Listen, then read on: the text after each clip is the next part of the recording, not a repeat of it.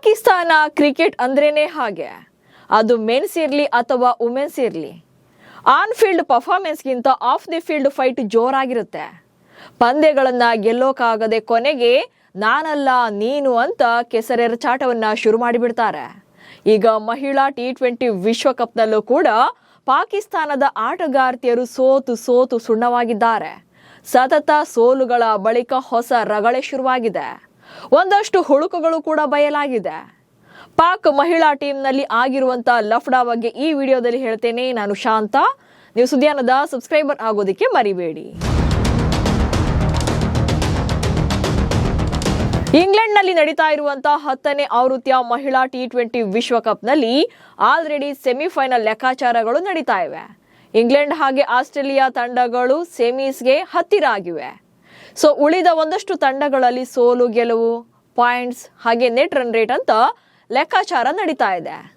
ಆದ್ರೆ ಪಾಕಿಸ್ತಾನ ಮಹಿಳಾ ತಂಡದ ಮಾನ ಮಾತ್ರ 3 ಕಾಸಿಗೆ ಹರಾಜಾಕಿಕೊಳ್ತಿದ್ದಾರೆ. 1, 2, 3, 4 ಗೆಲುವನ್ನೇ ಕಾಣದ ಪಾಕಿಸ್ತಾನ. T20 ವಿಶ್ವಕಪ್ನಲ್ಲೂ ಕೂಡ ಪಾಕಿಸ್ತಾನ ತಂಡದ ಕಳಪೆ ಪ್ರದರ್ಶನ ಹಾಗೆ ಕಂಟಿನ್ಯೂ ಆಗ್ತಾ ಇದೆ.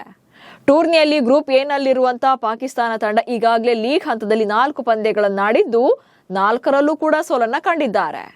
3ನೇ ಪಂದ್ಯ ಸೋತಾಗಲೇ ಟೂರ್ನಿಯಿಂದ ಹೊರಬಿದ್ದಿದ್ದ ಪಾಕಿಸ್ತಾನ ಈಗ ಒಂದೇ ಒಂದು ಗೆಲುವನ್ನು ಕಾಣದೆ ಗುಡ್ ಬೈ ಹೇಳ್ತಾರಾ ಎನ್ನುವಂತ ಚರ್ಚೆ ಶುರುವಾಗಿದೆ. ಆಸ್ಟ್ರೇಲಿಯಾ ವಿರುದ್ಧ ವಿಶ್ವಕಪ್ ಪಂದ್ಯದಲ್ಲಿ ಸತತ 4ನೇ ಸೋಲನ್ನ ಕಂಡಿರುವಂತದ್ದು. ಈ ಟೂರ್ನಮೆಂಟ್ಗೂ ಮುನ್ನ ಐರ್ಲೆಂಡ್ಗೆ ಬಂದಿಳಿದಿದ್ದಂತ ಪಾಕಿಸ್ತಾನ ಮಹಿಳಾ ತಂಡ ಅಲ್ಲಿಂದ ಒಂದೇ ಒಂದು ಪಂದ್ಯವನ್ನು ಕೂಡ ಗೆಲ್ಲೋಕೆ ಸಾಧ್ಯವಾಗಿಲ್ಲ.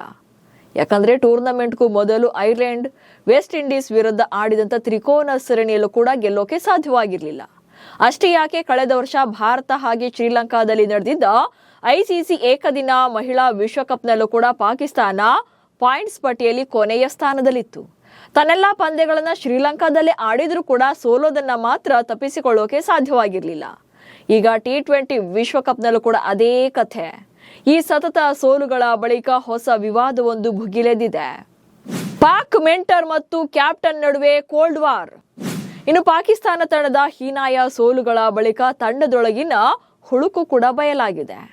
ತಂಡದ ಮೆಂಟರ್ ಹಾಗೆ ಅನ್ಅಫಿಷಿಯಲ್ ಕೋಚ್ ಆಗಿರುವಂತ ವಹಾಬ್ ರಿಯಾಜ್ ಹಾಗೆ ಕ್ಯಾಪ್ಟನ್ ಆಗಿರುವಂತ ಫಾತಿಮಾ ಸನಾ ನಡುವೆ ಆಟಗಾರ್ತಿಯರ ಆಯ್ಕೆ ವಿಚಾರದಲ್ಲಿ ಕ್ಲಾಶ್ ಆಗಿತ್ತು. ಇಬ್ಬರ ನಡುವೆ ಸಾಕಷ್ಟು ಭಿನ್ನಾಭಿಪ್ರಾಯಗಳಿದ್ವು. ಇವರಿಬ್ಬರ ನಡುವಿನ ಅಸಮಾಧಾನವೇ ತಂಡದ ಹೀನಾಯ ಪ್ರದರ್ಶನಕ್ಕೂ ಕೂಡ ಕಾರಣ ಎನ್ನಲಾಗ್ತಾ ಇದೆ. ಇದೆಲ್ಲದರ ನಡುವೆ ಮತ್ತೊಂದು ಕಾಂಟ್ರವರ್ಸಿ ಭಾರಿ ಸದ್ದು ಮಾಡ್ತಾ ಇದೆ. ಆಟಗಾರ್ತಿಯ ಕೋಣೆಯಲ್ಲೇ ಉಳ್ಕೊಂಡಿದ್ದ ಪತಿ. ಇನ್ನು ಪಾಕಿಸ್ತಾನ ಹಾಗೆ ಬಾಂಗ್ಲಾದೇಶದ ನಡುವಿನ ಪಂದ್ಯಕ್ಕೂ ಮುನ್ನ ತಂಡದ ಹಿರಿಯ ಆಟಗಾರ್ತಿ ಅಲಿಯಾ ರಿಯಾಜ್ ಅವರ ಪತಿ ತಂಡದ ಹೋಟೆಲ್ನಲ್ಲಿ ಅವರ ಕೋಣೆಯಲ್ಲೇ ಉಳಿದುಕೊಂಡಿದ್ರು ಎನ್ನಲಾಗಿದೆ. ಅಂದ್ರೆ ಮ್ಯಾಚ್ ಟೈಮ್ಗಳಲ್ಲಿ ಯಾವುದೇ ಆಟಗಾರ ಇರಲಿ ಅಥವಾ ಆಟಗಾರ್ತಿ ಇರಲಿ, ಅವರ ಫ್ಯಾಮಿಲಿ ಮೆಂಬರ್ಸ್ ಯಾರು ಇರೋ ಹಾಗಿಲ್ಲ. ಆದ್ರೆ ಈ ನಿಯಮವನ್ನ ಮೀರಿ ಅವರು ತಮ್ಮ ಪತಿಯನ್ನ ತಮ್ಮ ಕೋಣೆಯಲ್ಲೇ ಉಳಿಸ್ಕೊಂಡಿದ್ರು. ಸೊ ಈ ವಿಚಾರ ಅಲ್ಲಿನ ಕ್ಯಾಪ್ಟನ್ ಆಗಿರುವಂತ ಫಾತಿಮಾ ಸನಾಗೆ ಗೊತ್ತಾಗುತ್ತೆ. ಜೊತೆಗೆ ಆಕ್ಷೇಪ ವ್ಯಕ್ತಪಡಿಸ್ತಾರೆ, ಅವ್ರು ಯಾಕೆ ನಿಮ್ ರೂಮಲ್ಲಿ ಇದ್ದಾರೆ ಅಂತೇಳಿ. ಸೊ ಕೊನೆಗೆ ಸನಾ ಅವರ ಒತ್ತಾಯದ ಮೇರೆಗೆ ಅಲಿ ಯೂನಿಸ್ ಅವರನ್ನ ಆ ಕೊಠಡಿಯಿಂದ ಹೊರ ಕಳಿಸಲಾಗಿತ್ತು. ನಂತರ ಬಾಂಗ್ಲಾದೇಶ ವಿರುದ್ಧದ ಪಂದ್ಯಕ್ಕೂ ಮುನ್ನಾ ದಿನ ತಂಡದ ಅಭ್ಯಾಸ ಅಂದ್ರೆ ಪ್ರಾಕ್ಟೀಸ್ ಶೆಡ್ಯೂಲ್ ಆಗಿದ್ರು ಕೂಡ ಆಟಗಾರ್ತಿ ಆಲಿಯಾ ತಮ್ಮ ಪತಿಯ ಜೊತೆ ಅಲ್ಲಿನ ಪ್ರವಾಸಿ ತಾಣಗಳನ್ನು ನೋಡೋಕೆ ಪ್ರಾಕ್ಟೀಸ್ ಅನ್ನ ಬಿಟ್ಟು ಹೋಗಿದ್ರು. ಸೊ ಇದರಿಂದ ಸಿಟ್ಟಾಗಿದ್ದಂತ ಸನಾ ಬಾಂಗ್ಲಾದೇಶ ವಿರುದ್ಧದ ಪಂದ್ಯಕ್ಕೆ ಪ್ಲೇಯಿಂಗ್ 11 ನಲ್ಲಿ ಆಲಿಯಾ ಅವರನ್ನ ಆಡ್ಸೋದು ಬೇಡ, ಅವರನ್ನ ಹೊರಗಿಡಿ ಅಂತೇಳಿ ಒತ್ತಾಯವನ್ನ ಮಾಡಿದ್ರು. ಆದ್ರೆ ವಹಾಬ್ ಅವರ ಆಯ್ಕೆಗೆ ಒತ್ತಾಯವನ್ನ ಮಾಡಿದ್ರು, ಇಲ್ಲ ಆಕೆಯನ್ನ ಆಡಿಸ್ಲೇಬೇಕು ಅಂತೇಳಿ. ಕೊನೆಗೆ ಪಾಕಿಸ್ತಾನ ಆ ಪಂದ್ಯವನ್ನ ಸೋಲುತ್ತೆ. ಸೊ ಇದೇ ಸಿಟ್ಟಿನಲ್ಲಿದ್ದಂತ ಸನಾ ಶಿಷ್ಟಾಚಾರ ಅಂದ್ರೆ ಶಿಸ್ತಿನ ಶಿಷ್ಟಾಚಾರಗಳನ್ನ ಪಾಲಿಸದೆ ಇರೋದಕ್ಕೆ ಕಾರಣ ವಹಾಬ್ ಕಾರಣ, ಹೀಗಾಗಿ ನಾವು ಸೋತ್ವಿ ಅಂತೇಳಿ ನೇರವಾಗಿ ಹೇಳ್ಕೊಂಡಿದ್ರು. ಸೊ ಇದಾದ ಮೇಲೆ ತಂಡದೊಳಗಿನ ಗ್ರೂಪಿಸಂ, ಕೆಲ ಹಿರಿಯ ಆಟಗಾರ್ತಿಯರು ಹಾಗೆ ಕೋಚ್ ನಡುವಿನ ಮಿಸ್ಅಂಡರ್ಸ್ಟ್ಯಾಂಡಿಂಗ್ ಬಗ್ಗೆ ಕೂಡ ಸಾಕಷ್ಟು ಚರ್ಚೆ ಆಗ್ತಿದೆ. ಹಾಗಂತ ಈ ವಿವಾದ ಇದೇ ಮೊದಲೇನೂ ಅಲ್ಲ. ಡ್ರೆಸ್ಸಿಂಗ್ ಕೋಣೆಯಲ್ಲಿನ ಕಿತ್ತಾಟಕ್ಕೆ ಕೋಚ್ಗಳಿಗೆ ಗೇಟ್ ಪಾಸ್. ಸೊ ಪಾಕಿಸ್ತಾನ ತಂಡದೊಳಗಿನ ಈ ಕಿತ್ತಾಟಗಳು ಇದೇ ಮೊದಲೇನೂ ಅಲ್ಲ.